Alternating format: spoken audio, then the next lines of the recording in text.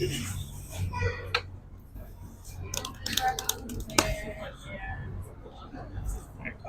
we go. Ladies and gentlemen, trans and non-binary punks of all ages and denominations, welcome back to another episode of Not Just a Phase. Thanks for joining us. If you're new here, let me give you a quick rundown of how you can find us online. First off, our website's at notjustaphase.net. On Instagram and TikTok, we're at notjustaphase worldwide. And on Twitter, we're at NJAP worldwide. We recently relaunched our Patreon if you want to help support the expansion of our podcast and blogspot. It would really help us out creating a bunch more content for you and help us get to shows and things like that. So just consider that if you could. I am incredibly geeked to have some of Quiet Fear here with us today. Quiet Fear are easily, sorry everyone else, my favorite band from Southern California.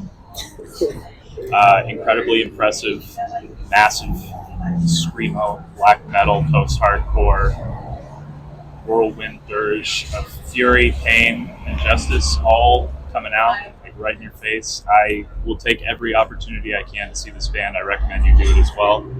Thank you both for joining us. Hey, this is Adrian from Quiet Fear, and you're listening to our song 1500 on the Not Just a Phase podcast.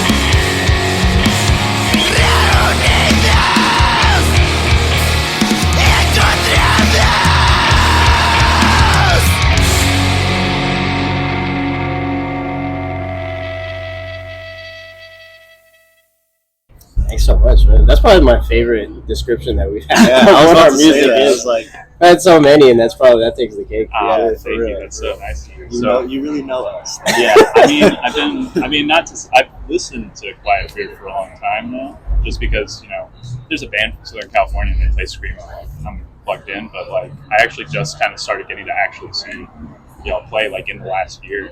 Yeah. So, and I've just been mesmerized, like literally, like I'm addicted. Thank you, dude. I really appreciate it. Absolutely. So, welcome to the show. Thanks so much for talking with us. How are you both doing today? Pretty good, man. Yeah. Pretty solid. All right. So, for the listeners at home, would you like to state your name and the role you play in the band? I'm Christian. I play drums in Quiet Fear. I'm Adrian, and I attempt to play bass. You succeed. Let's not be around the bush. You succeed for sure. So, as a podcast, we always like to ask, like, do y'all listen to any podcasts in your own time?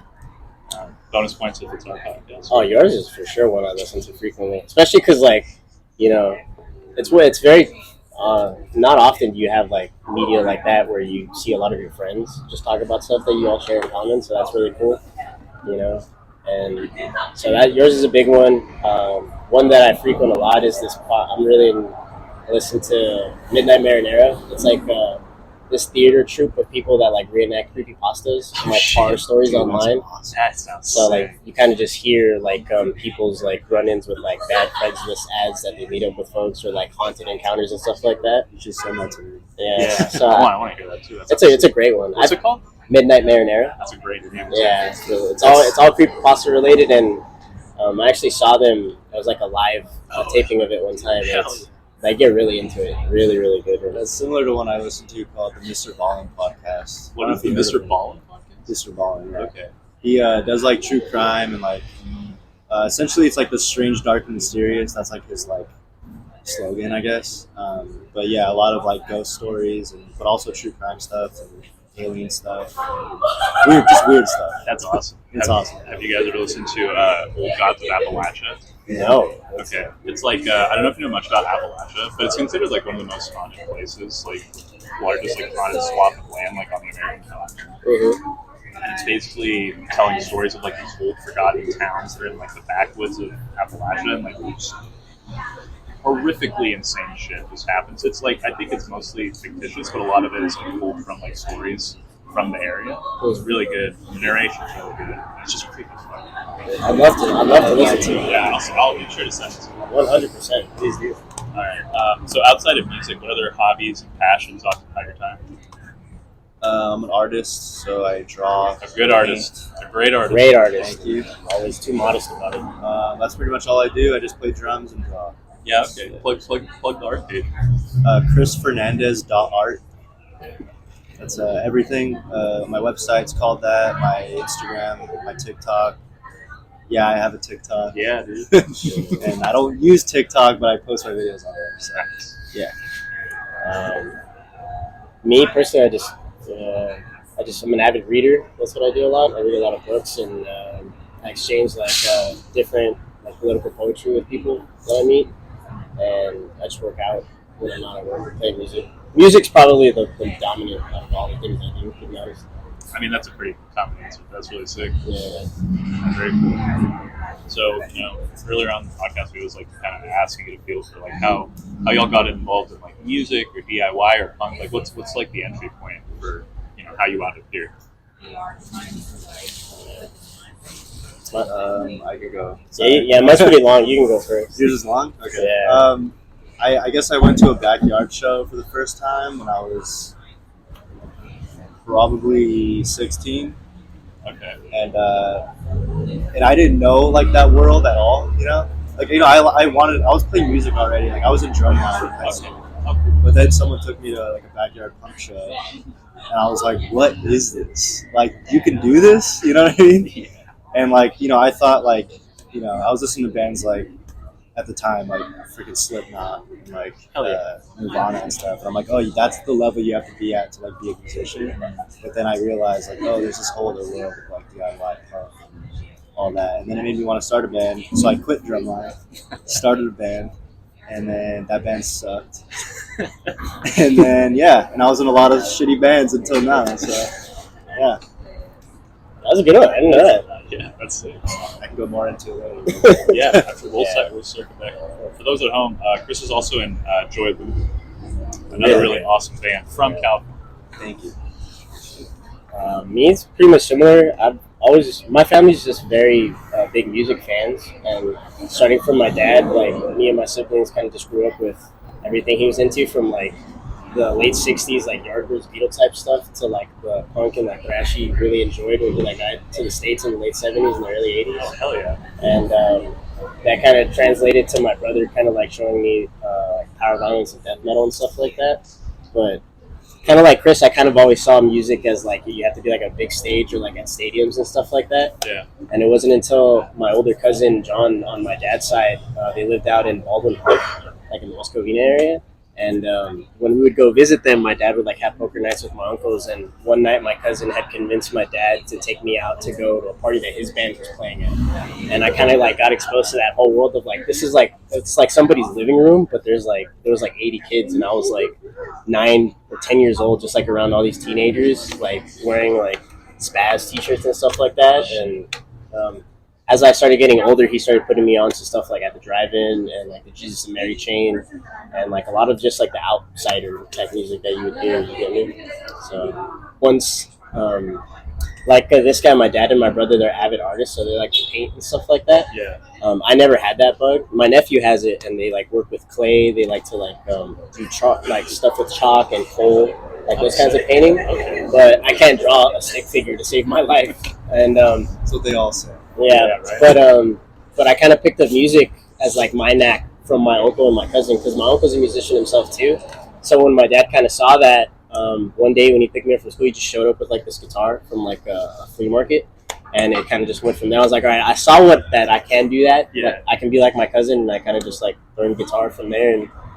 And same thing, I was in a bunch of bands, and eventually got to a pretty decent one, and learned instruments along the way. That's fucking cool. Yeah.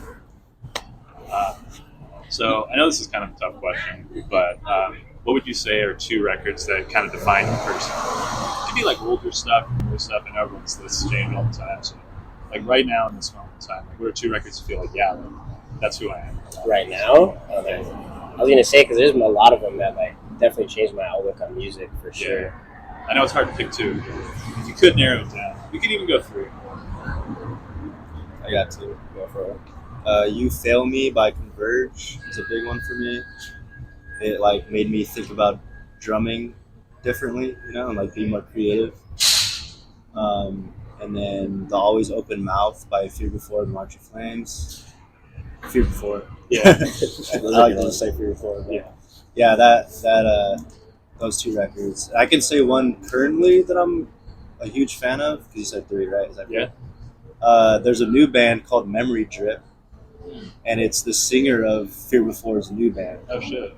And it's like, it's with the guitarist of Teenage Wrist too, so like it has that like more alternative kind of sound, but at the same time it's kind of like synthy, and then his vocals over that. Yeah. He doesn't scream a lot, but there is one song he screams a lot. It's just like, it feels like Fear Before a little bit, and it's just like nice to hear that again, So you should check that out. Oh hell yeah. It's I think it's just self-titled. I think it's just Memory Drip.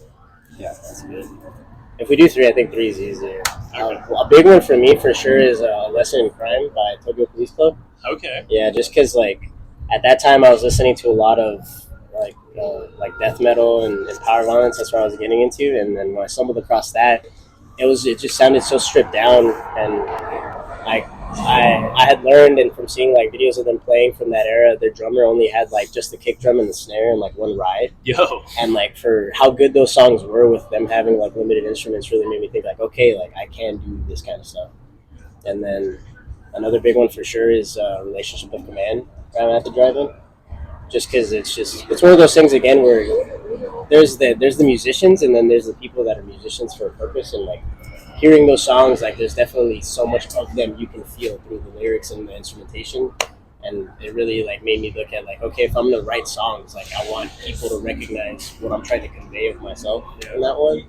And then I'd say another really big one, probably that first DJ Shadow mixtape that he put together. Introducing? Yeah, introducing DJ Shadow, just because at the time when I was like listening to a lot of stuff, my brother, he, like I said, him and my dad are really avid artists, and my brother was really big into graffiti and like train bombing back in like the late '90s and early 2000s, and he had actually linked up with a bunch of people from like the UK that came over to the States to do graffiti, and they put him onto like DJ Shadow, the Dream Team, and a lot of like the Junglist movement that was happening for like drum and bass. Oh, hell yeah. And when I would hang out with him in his, because he used to live in our garage when I was younger, my brother like he had his room in there. When I would hang out with him, he would just be playing that stuff, and it kind of just it showed me a lot of different ways dynamics work in music. So I think that one's a big one for me for sure. That's it. Those are some great answers. Yeah. And I can hear a little bit of the swamp of everything too. It's, Life here is groovy as hell. Yeah, then try Which to. I always definitely appreciate.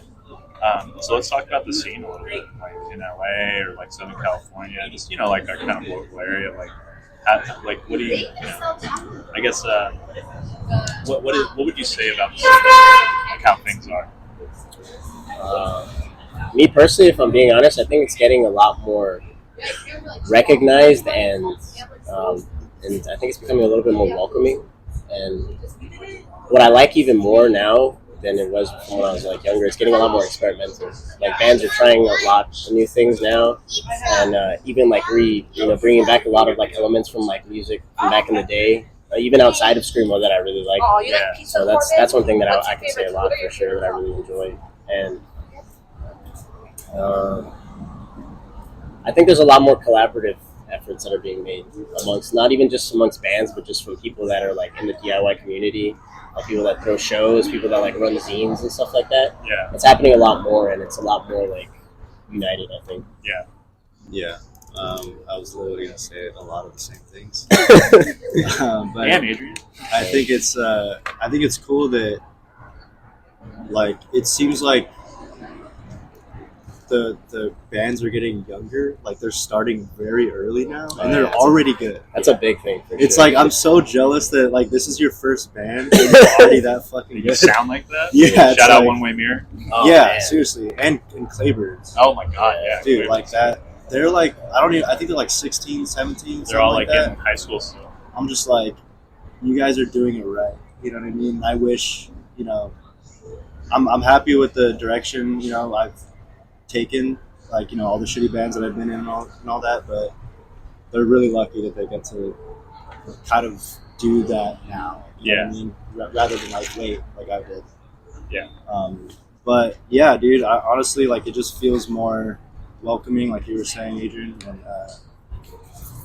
it wasn't like that before, It felt like a lot more like you can't sit at a table kind of thing. But now it's like everyone's just allowed to do it. It's cool. So yeah, it definitely feels like that. So I know that I'm not trying to ask you to hurt some feelings, but who are some of your favorite bands from our area? From our area? Yeah, we obviously love everyone, of course. 100%.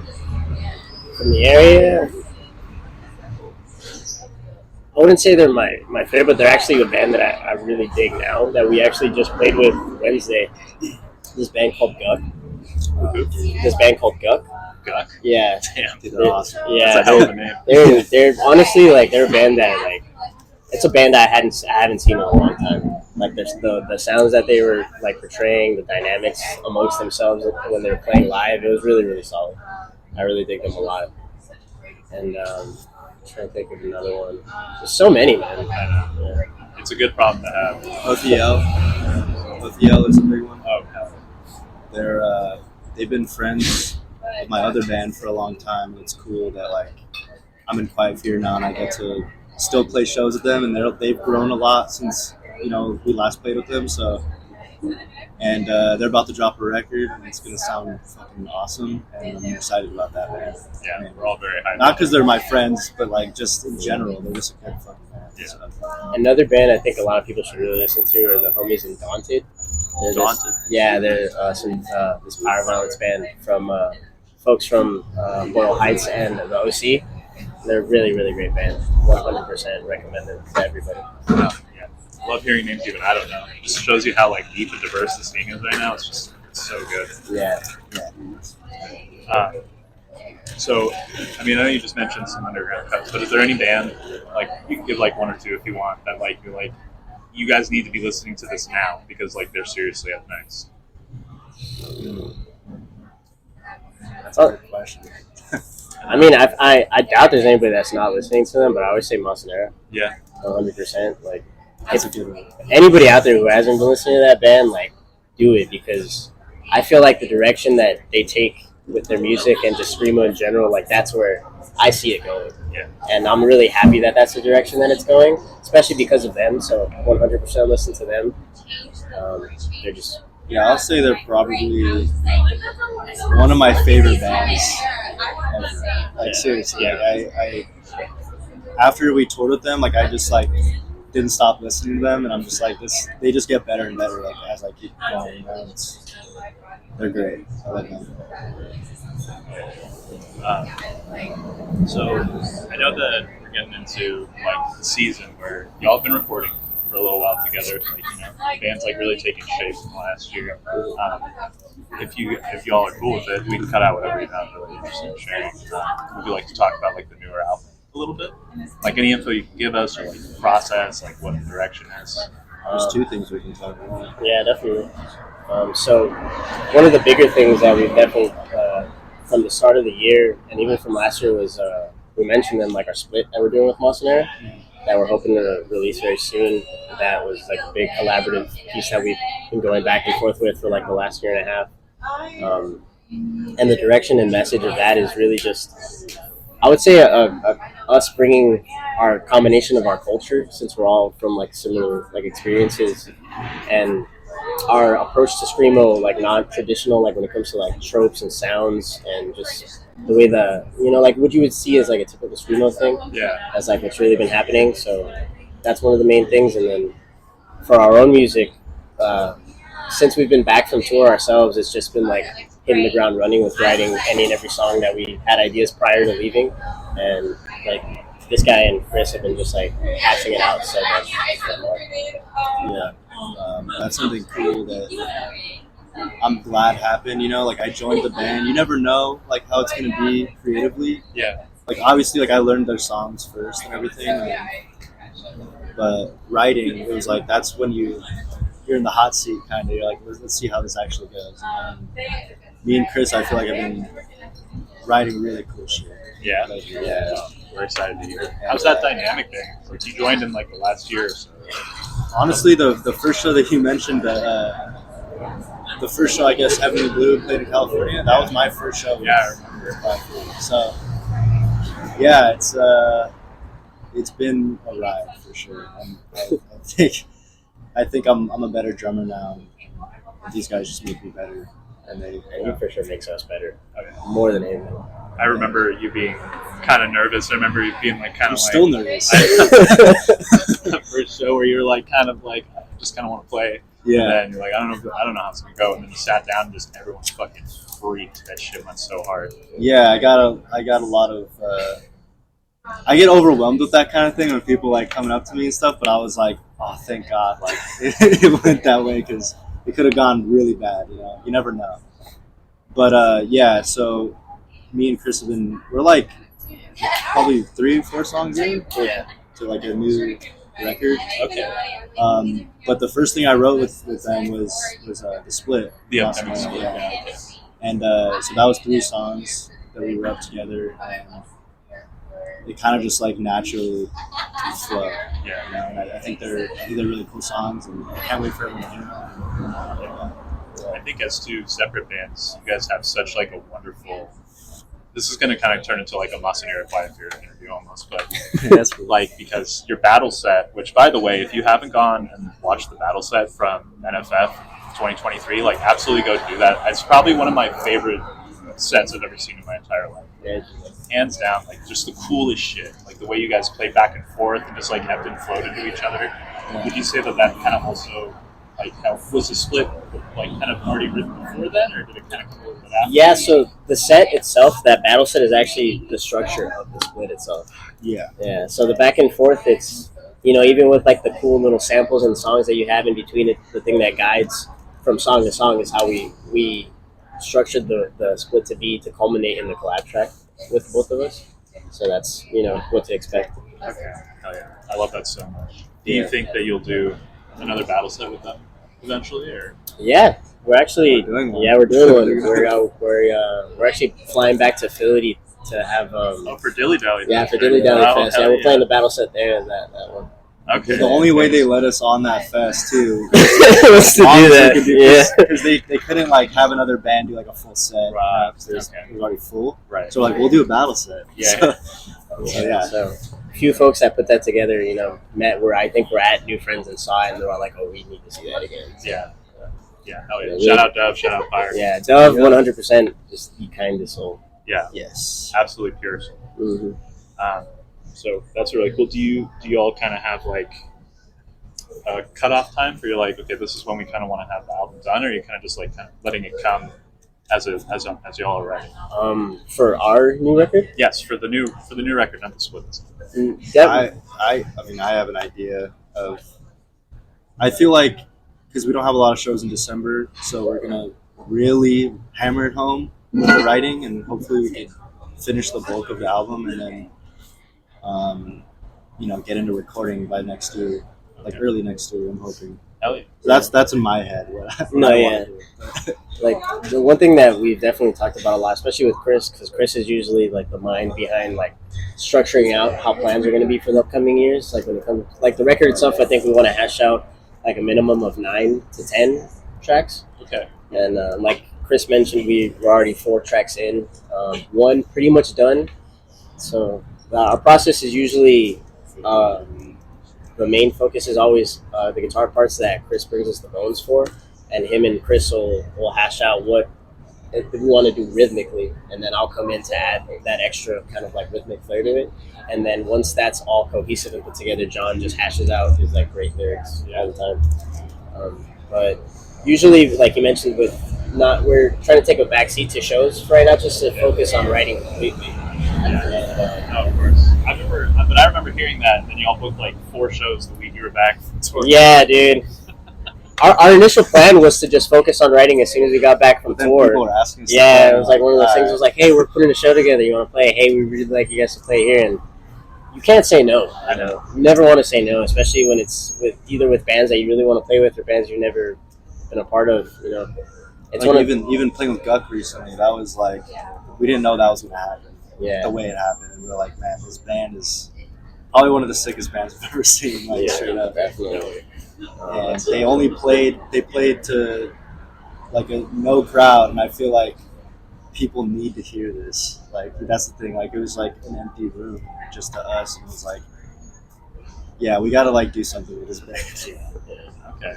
But So stuff like that happens. So if I were to give like a rough estimate, maybe by like February to have the bulk of the songs done and plan to maybe record in late March, early April before we get going with like a bunch of other stuff that we have planned for the upcoming year. Okay. Just so that way when we end up doing all that other stuff, we'll be at the tail end of it all and hopefully put it out maybe by the middle of summer or like early start of fall. Okay. Yeah. Very excited for that. You guys, we also, anything y'all want removed, if you don't feel like you're ready to talk about it, that's fine too. But do you guys have like a wish list for a label, or are you going to do something release? Do you have any ideas of that yet? That's really up in the air, to be honest. We have a few that we're looking at, but nothing's set in stone yet. And even if not, we're never opposed to putting it out ourselves. Like any DIY band, like all of our efforts are for us sharing what we create as a collective to people. Yeah. I don't know. That's the thing I've always really felt from you guys, at least as long as I've known you, is that like it feels very much like you relish being in front of people and playing, but you also are just like so psyched to be able to. Yeah. But I don't know. I mean, I'm sure you've had them, but like anything you see, you guys play and talk to you before or after, it's like these guys just only have good days. Like holy shit. No, man, we have bad days just as much as everybody, No, if of not course. more, to be honest. But no, but definitely, man. I think me personally, I feel like we strive the best in a live environment, and just being at shows, like connecting with bands and even just people, like aside from how much when I love the music as much as I do, connecting with everybody is just like even more important thing to me. Yeah, I mean that's what makes the scene. So like it makes sense that would feel like the most important thing. Definitely. Cuando ya te vienen, que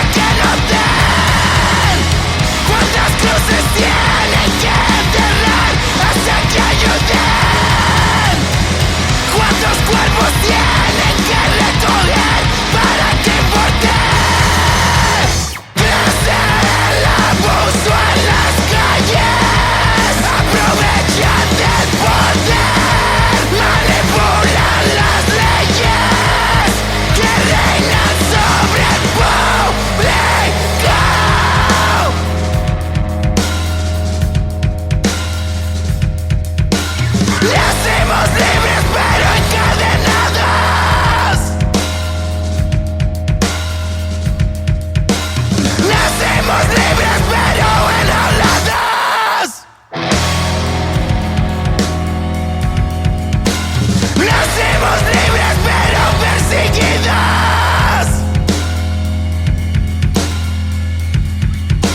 Nacimos libres pero estropeados. Nacimos libres pero sometidos. Crecen el abuso en las calles, aprovechan del poder y se burlan y humillan de la gente que suplica por respuestas y justicia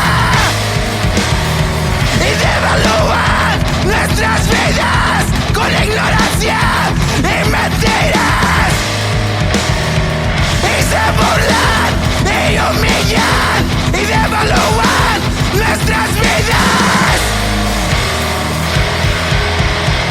¿Cuánta gente tiene que sufrir hasta que escuchen? ¿Cuántos nombres tienen que agregar para que lo den? ¿Cuántas cruces tienen que enterrar hasta que ayuden? ¿Cuántos cuerpos tienen que recoger para que importe?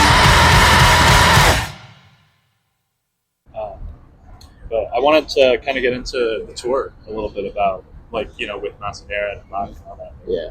How was the tour? Like, you guys have any stories? Was there any, like, spiritual revelations? A lot of that. A lot of it. A lot of it. Yeah, Um, dude. It was probably the best time of my life Yeah. ever. Like, it was just, yeah. I mean, I'm smiling. As soon as you mentioned it, I was like, ah. Yeah. That's I mean, informative shit.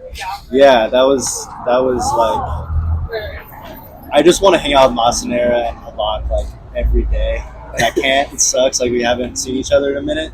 Yeah. So I don't know. You can get into it more, but No, likewise. Like, it's funny. I mentioned to him because that one was actually my second tour ever, and like I think it was like your first like crazy long one, right? yeah. And we just got spoiled. Like, Yeah. I was spoiled on the last tour we did with Masanera because it was great, and then the second one was like even better. So it's funny like hearing other bands like tour stories of like how horrible they were, like, you know, the animosity between bands. But it's like, dude, like we lucked out on not just having one but two amazing bands filled with just like really kind people. We were all stuck in one band. Yeah. So we got really close. Yeah. Real quick. I believe that. And, I mean, it's just, it was crazy to me because I saw initially when you announced the tour, and it's like New Friends Fest and then 2-week tour. And I'm like, man, what a way to fucking start a 2-week tour. Like, that's insane. But it was intimidating, but once we started playing at New Friends, it was like, this is gonna be like, it felt like I was emotionally connected with these people like immediately. You know what I mean? It was crazy. You know, even like, I don't know if you remember, but Chris from Masanera's like speech yeah. before the like that just like set the tone for the entire tour, and I was like, yeah, this is gonna be sick. Yeah, So because it was actually our first time really meeting Habak, especially. We played a few shows with them, maybe one or two, but it was never something where we were like fully like hanging out and like really getting involved with those people. But they're just like the group of like the kindest and like funniest people in the world. I really like the time we spent with them on that tour. Like, I'm really glad to call those people my friends now. Like I mentioned earlier, like the amount of stuff that I like to read. Like Eduardo, their guitar player, like he schooled me on a bunch of like anarchist literature and stuff like that, and like a bunch of like poetry that he was really into. And it's like some of the best stuff I've read in a long time. That is really sick. and his poetry is Oh yeah, insane. Yeah. really good. Yeah. Shout out to Buck. Yeah. Dude, 100%. So, like, what would you say? I know it's hard to pick. I'm not trying to put on you. Let's we'll put NFF aside, but of the 2-week tour, like, what is maybe like one or two of the shows where you're like, this is my favorite night of this tour for sure? Oh, that's a good one. Let's see. I think South Carolina and DC were my favorites. Yeah, that's the ones at the record store in the house. Yeah, so Yeah. South Carolina was with Two Forget, so that's when I don't know if you guys met them before that, Yeah. but that's when I met them for the first time. They're Like, fucking this sick. band. What the fuck? Dude, they're slept on. Listen Yeah. to Forget, guys. Yes, please. 100%. That was a really good one. That was a really the best one. And then the DC one was really cool just because it was like this house on the outskirts of like. It was in the woods. Yeah, in the woods. Oh shit! And there was maybe, I want to say maybe like close to 100 fools packed into a living room.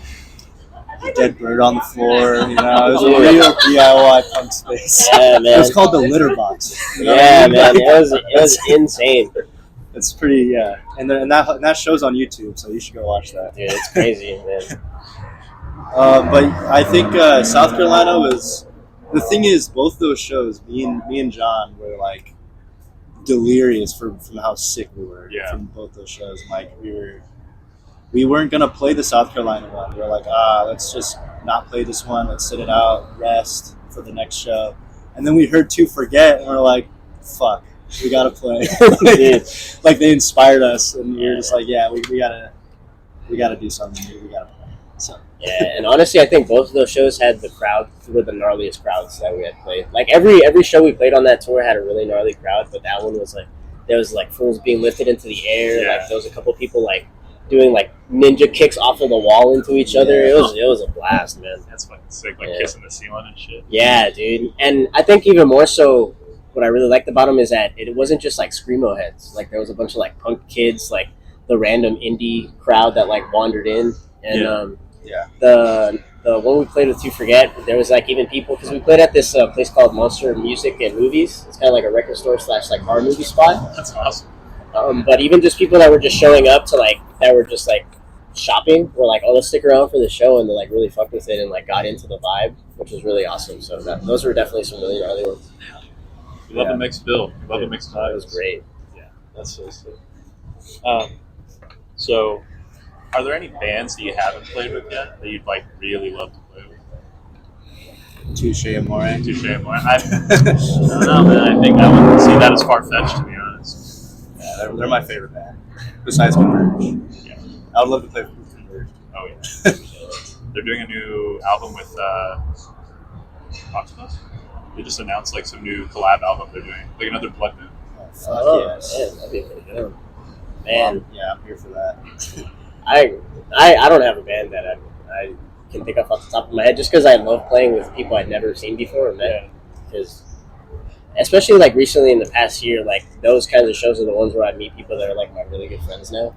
Like that first show that you mentioned with Heavenly Blue, like I'd never met any of those guys, and like John, their bass player, just coming out to me like, "Hey man, I'm John from Heavenly Blue." I figured he like really came up to me and was like, "Hey man, I feel like we should just cut the whole, I don't know you thing and just like, our bands are playing together kind of thing."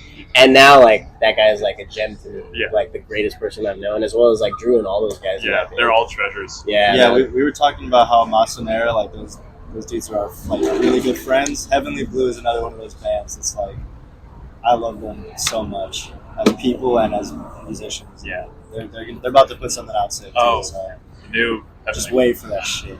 I'm so excited. It's this year, thankfully, so we don't have to wait too long. Or I think like within the next like few months, they were talking about it. It's gonna blow people away. Yeah. There are dream bands. What if I include like bands that aren't around anymore? We can, that's actually a separate question, but we can segue straight into that one. Sure. Who's a band that's like you would love to like open for, or even just see? Honestly, I'd kill to see Lear again. Yeah, that was a band that like I would see all the time, and they really had an impact on like how I went about my guitar playing, and like even the structure of songs, like they weren't your typical like emo or screamo songs, So I would kill to see those guys again. It's a really good band. Yeah, I would say the Chariot for me, and I did see them once. Okay, but I didn't know who they were, so like. And now I regretted it after, because I got into their discography and I'm just like, man, I wish I was into them when I saw them. But I just like saw this just chaos. Yeah. And just like the singer the guitarist was in the crowd. He had like a wireless guitar and he was like fucking moshing with his guitar. And I was just like, what the fuck is this? Yeah. Chariot were a terrifying band. Yeah. In the best way. Yeah. I wish I could have experienced like a real Chariot show. But I was like literally like on the sidelines, just like, what the fuck is this? What's happening? Yeah, but like it was awesome. So very cool. So like when y'all like first got into the scene, like things were obviously probably a lot different than they are now. Is there anything you've seen that's changed over time that like you you think is a really good thing? And like, is there anything that you think that's changed that you're like, we should probably get rid of this? There's definitely a lot more POC, which I really appreciate. And there's definitely like a lot more. One thing I remember seeing a lot, like in the scene, both in like not just the screamo scene, but even like the punk scene or even like the ska scene that I was a part of when I was growing up. Yeah. There was like this kind of like dumbass don't tell thing when it came to like people that were in like transition, like a lot of the trans community as well as the queer community of like, oh, like just don't look at them kind of thing, like don't acknowledge that they're there. Whereas like now I'm glad that people are getting a lot more informed and like willing to get educated on these kinds of topics, which I really appreciate, because I feel that like made people not want to be a part of the music or even start bands with people. I had a homie of mine who was trying to like put a scarcore band together one time, and they were queer themselves, and especially coming from like Lower Heights and East Los, like it's a like very Hispanic dominant community, and oftentimes gay bashing is common. It's a lot of like big heads, and they were afraid to like go up to people at shows and be like, hey, would you want to start a band with me and stuff like that. So that's something that I don't see at all anymore, or not as much, you know, and I'm really glad that's happening, because like I feel like that's what causes like Chris mentioned, like a lot of these young bands starting off like being really good, or like even more bands like collabing with each other because they're encouraged to do it, you know? It's like a welcoming space.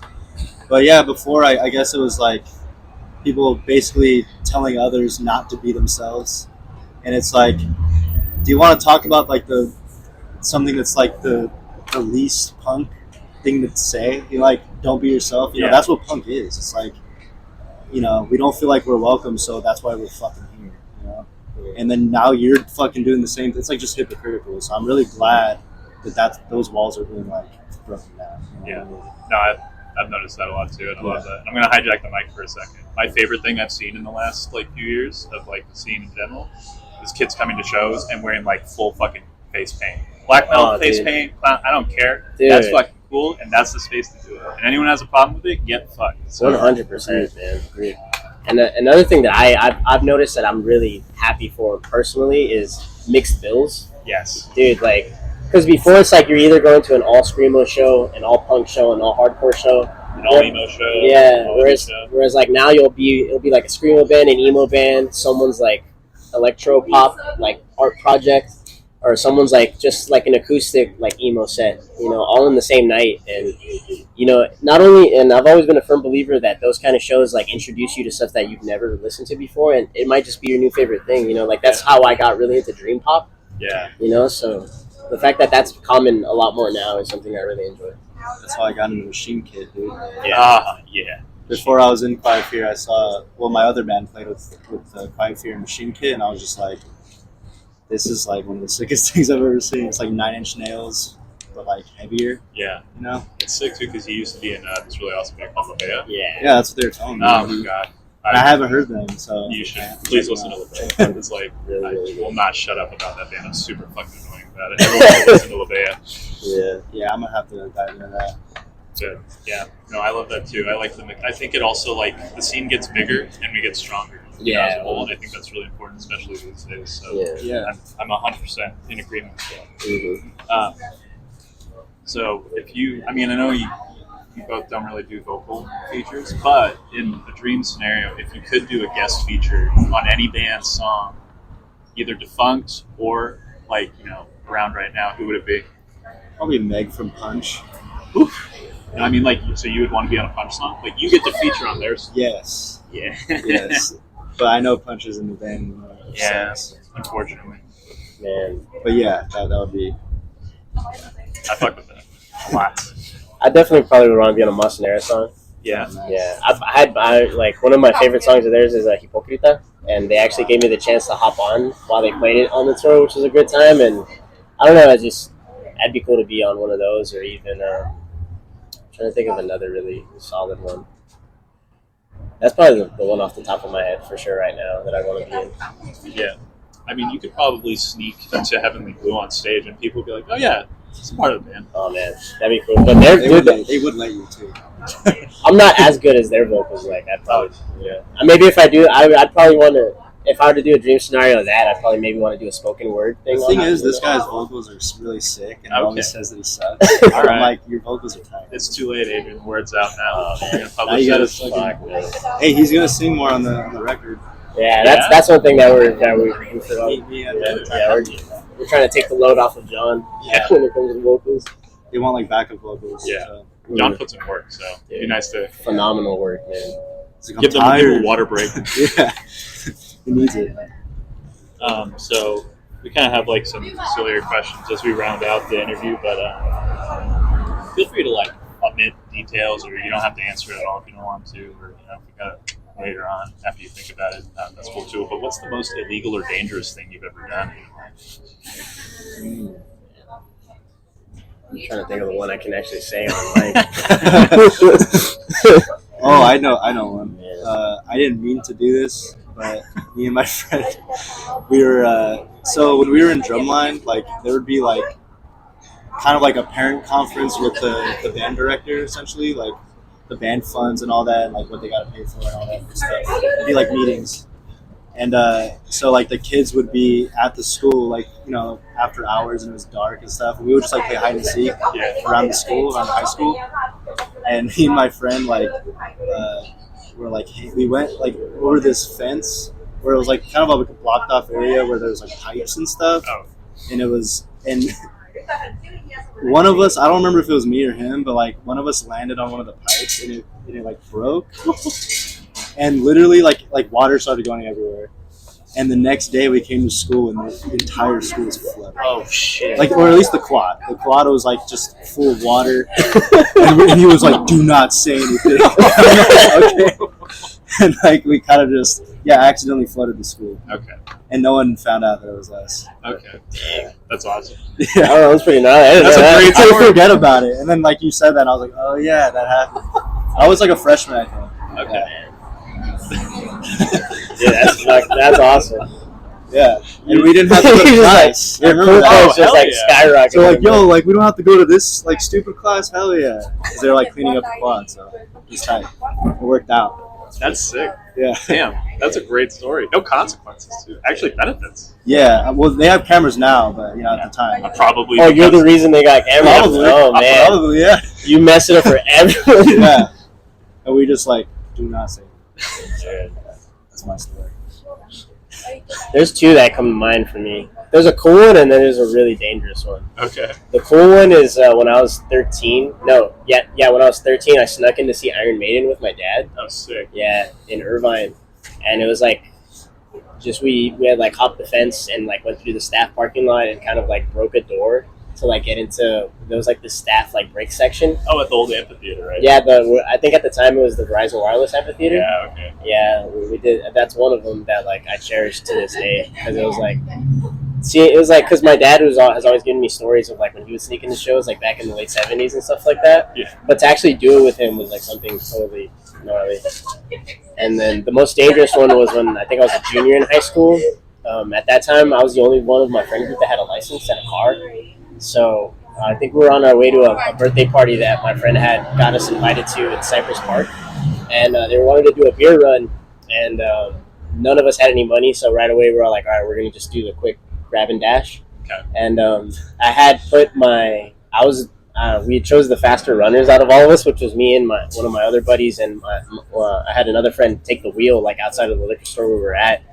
And we thought it was going to be like a swift getaway because it was just like this elderly woman at the cashier. And like when we grabbed the cases of like beer, this other, I guess what was her grandson, came out from the back to be at the cashier, and we were all like, all right, this is going to be it. And my buddy kind of like just casually was like, hey man, how much? And then just started running. And like we both bolted out the door, and like we jumped into my car and we started driving away, but we had no idea that I guess another dude that worked at the liquor store was like coming into the parking lot, and he saw us leaving and chased us down. Oh shit. And we got into like this car chase with the dude for maybe like a good like 10 minutes, and like it was one of those things where like we were hitting speed bumps and like you saw sparks from, because he was driving like this SUV, and I had like a small like '04 Toyota Corolla at the time. So I was just trying to like duck and dive him from like all the residential streets until finally he hit a turn where like this other car blocked him off, and we hid in the parking lot of this mechanic shop in Cypress Park, and we just waited there for like an hour. I was like sweating bullets. That could have been really bad. That could have been super I was freaking out, and like it was and I remember being like super paranoid at the time because that Toyota had like you never seen like those license plates that have lights on it. Yeah. I was like, he for sure saw my license plate. Like he probably's like gonna call, and my buddy kind of like convinced me like just to not think about it too much. And we went to the party, and the ironic thing about it is like we got to the party and it sucked. It was like so bad. All that there wasn't anything going on. We heard that there was bands that were gonna play, but it was just like some like lame DJ playing like a bunch of like. At that time was like an early like SoundCloud trap rap, which isn't bad, but it just wasn't like what it made it out to be. It wasn't worth like almost like getting into a car wreck and stuff like that. And but that's probably like the more rough one I've ever done for sure. Okay. That's all great stories. Yeah. So now time for our favorite question.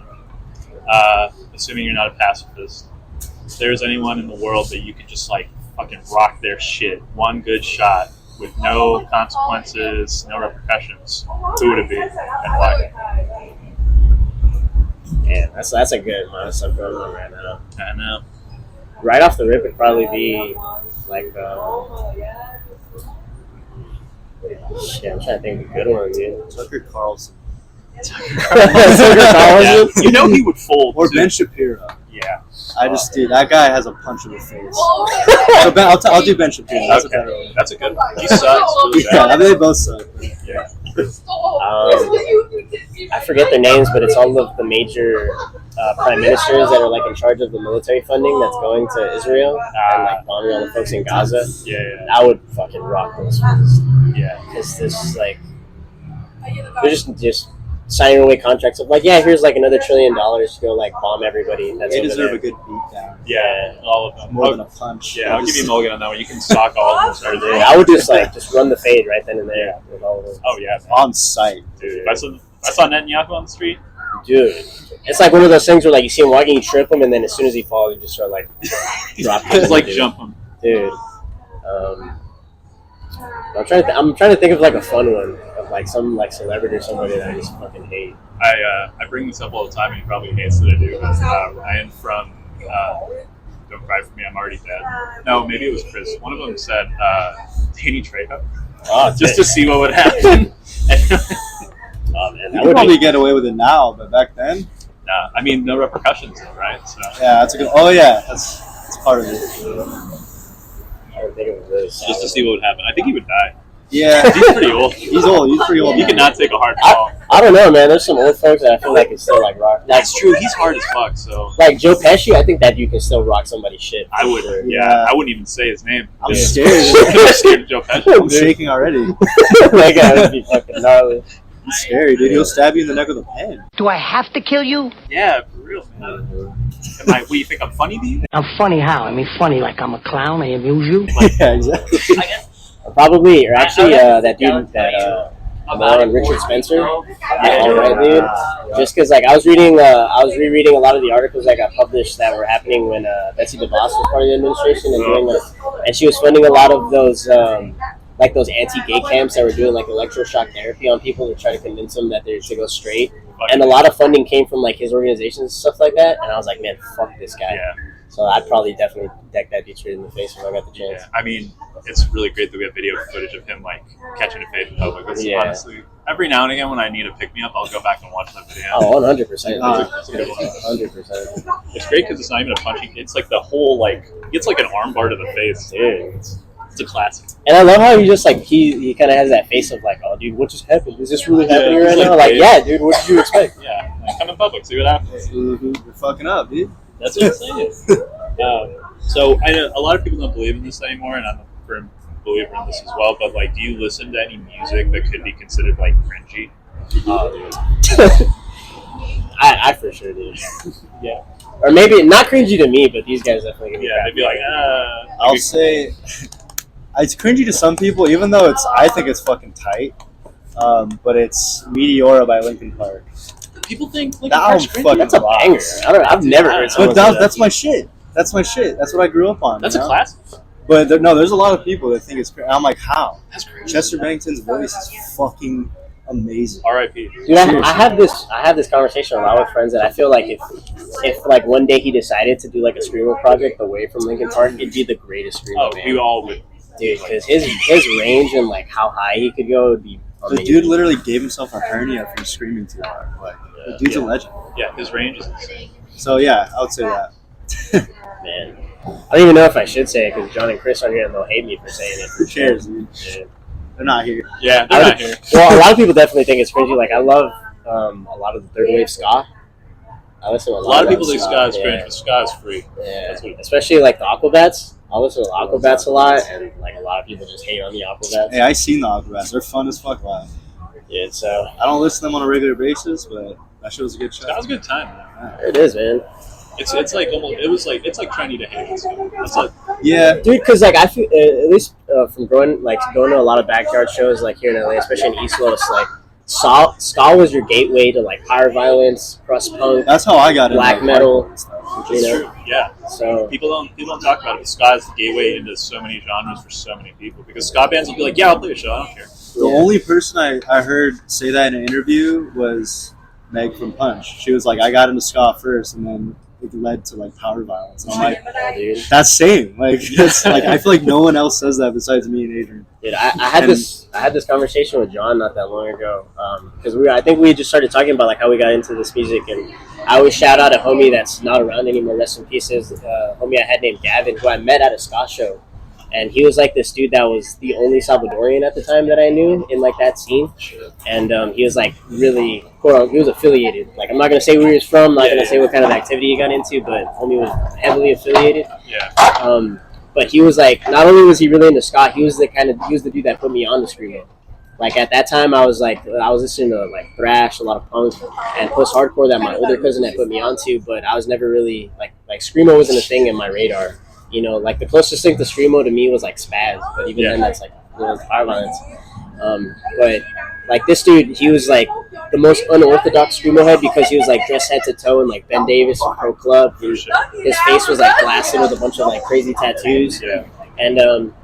And like he was dating this chick that was in like the bassist for a ska band at the time. And I sat down with him one day and I was wearing a Charles Bronson t-shirt. And he's like, oh, dude, my girlfriend showed me that band. They reminded me of this other band. You ever listen to Joshua Fit for Battle? Oh, shit. Yeah. And I was like, no, dude, I've never heard that. And he like, the next time I saw him at a show, he had a burn CD for me. And it had Joshua Fit for Battle, Orchid, Anomi, Ditro. Holy shit. Yeah, so like, that dude was like, I'm meeting that dude at Ska Show was the reason that I started getting into Screamo. Yeah, that's crazy. Just from that. R.I.P. Yeah, R.I.P. with my homie Gavin, man. That's really sick, though. That's so cool. And that's like just like a thing about Screamo, right? You don't know who's going to be a Screamo. Yeah. I don't know if you're old enough for this question, Chris, but feel free to chime in. But Adrian, maybe you can answer it. Did you have a cringy MySpace Screamo? I didn't. I was around during that era, but I was late to the social media game, dude. Like, I never had a MySpace, like, myself. Like, every one of my friends did. Everyone tried to get me into it. And it's funny, we were talking earlier about the homie Randall, and I didn't get a Facebook until I met that guy. Oh, shit. Yeah, and this was maybe, I want to say, like, 2014 that I hopped on it. Mainly just because, like, at the time, I don't think he had a phone, and, like, he was like, oh, like, I'll check you can hit me up on Messenger, and I was like, how do I do that?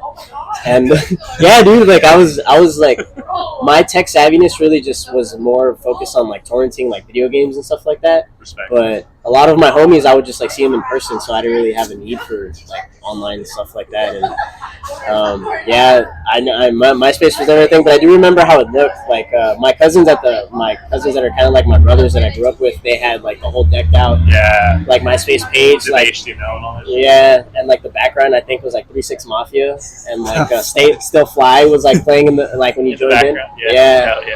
And that's where he would like download all of his like ringtones at the time. So I remember what that was for. But I never had it personally, but I remember. Definitely had a MySpace. You had a MySpace? Yeah. Oh, shit. What was your screen? You have to remember. Yeah, you for sure you do. Dude, I vaguely remember it, but I just know that I got a MySpace when I was like 4th grade or something. Oh, fuck. I was like one of those fucking asshole kids that had a phone in 4th grade. So, man. you know, But I don't remember the name. I just remember I had a MySpace. That's okay. Sorry We'll about do some internet sleuthing. Cool. Is it even like? I don't know actually. Can you even find shit like about MySpace anymore? I think it's still hosted, maybe, but it might have gone down. Not I know all the .com. music got wiped off of MySpace, which broke my heart. I remember I used to post. I had two. Fuck. I remember I had like Hollywood Undead Yeah. on that shit. Nice. So that's okay. I'll say that's the cringiest. I remember that. Yeah. I remember I had like I can Hollywood agree Undead on there. Even though, like, yeah, looking back, that's a band that just fuck that band, dude. Dude, speaking of, if there's one thing that I remember from that MySpace era that, like, I'm like with it being down now is that's like so many bands from like the early 2000s would upload their EPs and stuff to there, and like Bandcamp and all that wasn't really popping right away. So like with it being gone, there's so many like gems that probably are never gonna be heard again. I know I had GarageBand like beats that I like Nice. made on there. Hell yeah. They probably were shitty, but yeah. Now lost the time, unfortunately. Yeah. But no, you're right. The first time I ever listened to I Would Set Myself on Fire for You was on a MySpace page. And I was like, oh, fuck. Yeah. Yeah. R.I.P. MySpace. What would you say is your most unpopular music take? Man. I'm trying to think of a good one. Just in general, or like Screamo? Just in general. It could be Screamo related. It could just be about music in general. Yeah. I'm trying to think. I don't know if it's an unpopular thing, but it's more of an observation. I noticed that anytime people or like a Screamo band disbands or stuff like that, they'll always get into a different genre, and I always like those a lot more than the other bands. Yeah. Like they'll either do like an electro pop EDM kind of thing, or they'll get into like an indie new wave kind of project. Yeah. And those are like, I feel like that's where their wings sprout. You know? Makes Yeah, sense. I really think that. Or an unpopular thing I hate is I hate when bands break up and they make even more great bands. It's like, oh, I'm just counting down the minutes from like this band to not be around anymore. Like I think about Merchant Ships a lot. Yeah. And like how when they broke up, you get Midwest Pen Pals, you get Park Jefferson, you know, and all that. And it's like, oh, it's another great band, but then they're William Bonney. Oh, fuck. Yeah. Or it's like when you see, yeah, dude. And the same, and even like going back to the whole interview you guys did with Jason and like Orchid not being around anymore, but then you get Panthers, you get Violent Bullshit and all that stuff. But if anything, that would probably be my unpopular opinion. If a band breaks up, don't stop making music. Yeah. You know, like I'm sure like there's people that get burnt out, but I would say instead of giving up music, like continue being creative. You know, I see a lot of people that like get out of it and just don't do anything anymore. You know, and they get very like, you know, almost jaded to an extent. So, you know, just keep on being creative. That'd probably be my music take. Yeah. It's not a phase, trust me. 100%. Not just a phase. You know. I don't have one. I'm sorry. That's okay. No, you don't gotta apologize for it. That's okay. So, we're winding down the year. It's like almost the end of 2023. Would you say that you have an album of the year for 2023? Yeah. I think it was 2023. I hope it wasn't 2022. But I'll say MS Paint's Post American. Yeah, that came out this year. Okay, What a wild yeah. album. That's probably my favorite album of the year for sure. That's Yeah. definitely a good one. Yeah. I don't. I think, well, that's just me thinking everything I listen to, it's either just like old shit or like my friends' bands. And I think my friends' bands are all fucking amazing, so I can't really narrow it down to one. That's fair. I feel like I'll have one next year, because I feel like next year's going to have next just year's straight gonna be bangers, for sure. It's gonna be next year's gonna be really sick for Screamo. It's always a banner year for Screamo. This year feels very long, so I can't remember everything that's I come know. out this A lot year. of stuff came out this year. Yeah, for sure. So like, and all from all over. Yeah. You know. I just been so focused on playing with this band, I'm like forgetting that other shit exists. It's hard to keep up with lately, at least. Yeah. No, for real. So like, what's the next big goal or like accomplishment that y'all want to kind of complete as a band? I know that you want to work on the album, finish that, but maybe like a little bit beyond that. Big tour, or like opening for like a band you really love. Or something. Honestly, probably hit Europe. It's like a big thing. for sure, and that we're planning and hoping to achieve, as well as like hitting Asia. That's another really big one, especially because this year's definitely been one of the more productive ones, and I feel like we've accomplished a lot of things that kind of didn't seem likely for a while for us, at least for me. And accomplishing them this year kind of made it, that all those other things are really possible. So that's definitely something we're pushing for, along with the finishing the new record. Yeah. So that's what I think we're probably doing next month. And I feel like another thing that, I don't know, me and Chris were talking about it, because we were saying that Chris doesn't like certain songs that he writes and stuff. Yeah. And I think with this new record, like, we're just gonna keep it short and sweet, so that every song is like, we're gonna play all these songs now because they're all sick. Like, that's the goal, is just to make the album like every song is gonna hopefully be like playable live, or at least we all like it. So that's the goal. Is like, we're all happy with this record, and we put it out. So excited for it. Can't even tell you. Sounds a little different. All right, so I'm ready for it. Anything you guys put out, you guys could put out like a fucking shoegaze album. I don't care. I'll listen. Man, I mean, yeah, let's not go down. So as we're winding down, if you could give the world a gift, like any gift, what would it be? And why?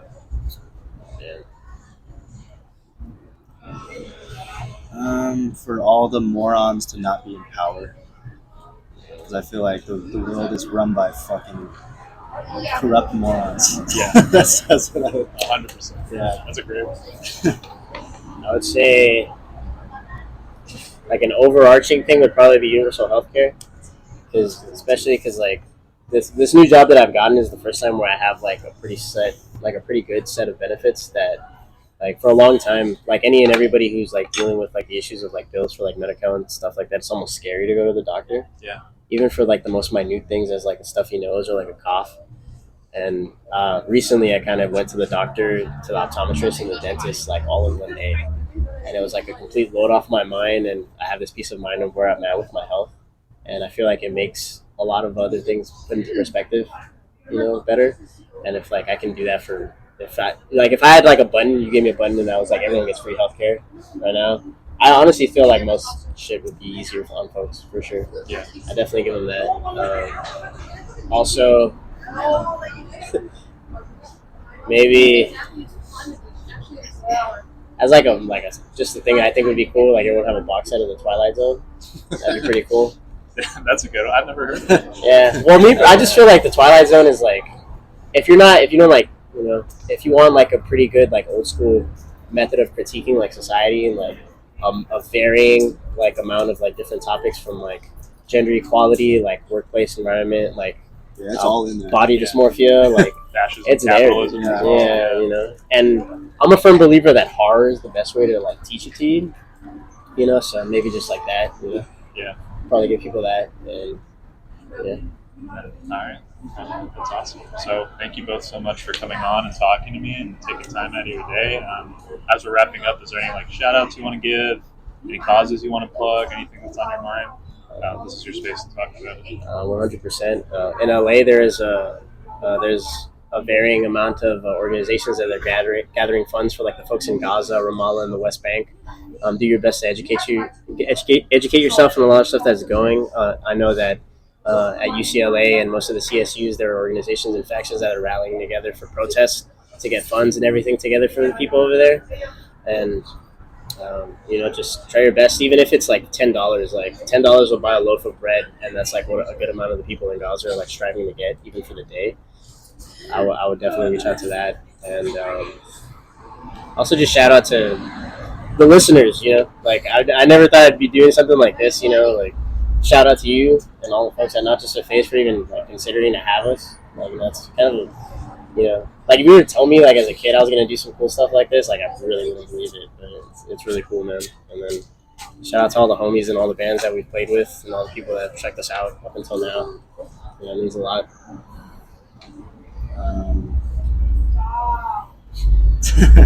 I think I was just gonna say shout out to Masanera and making this split happen. I'm really excited to put this thing out, and for everyone to hear it. Hopefully, in the next couple months, it comes out. I don't know what's gonna come out, but soon. It's gonna be a good one. For and sure. shout out Mark for all their hard work and putting the tour together, and like making 100%. our lives a lot easier.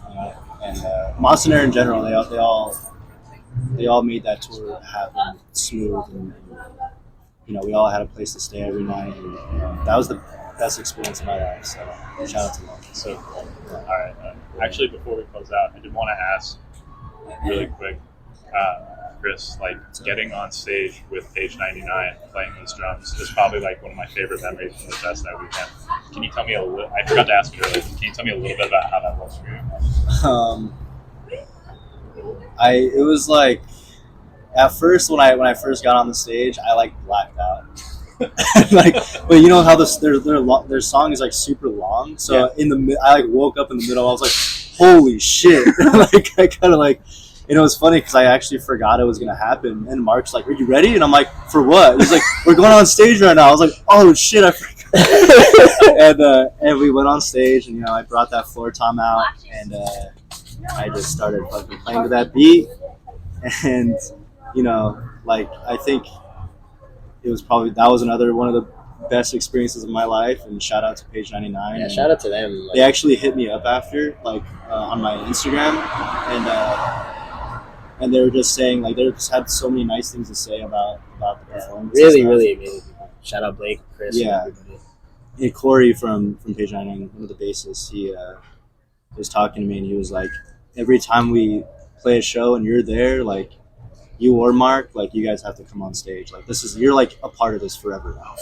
So that was like, holy shit, So like I feel like that was very validating for me, because I was like, am I even worried? Like around that time, I was like, should I even be here? You know what I mean? And I was like very nervous about just being in Quiet Fear in general. And like I feel like they really made me feel welcome. And felt like a part of the community. So it was more than just being on stage with them. It was like a validating thing. Oh yeah. I mean, I can't. Yeah. Sorry, I forgot to ask. That's okay. I had to make sure. Thank you. I love reliving that moment. So. Yeah. Yeah. All right. Well, again, thank you both for coming on. Thanks for having us. Man. Yeah, of course. Shout out to Christopher. I'm sorry you guys couldn't make it out, but maybe next. Maybe, yeah. That'll be probably more fun interview for sure. Yeah. I love a little chaos. This was nice, but I like a little. Definitely. We'll all be talking over each other and shit. Yeah.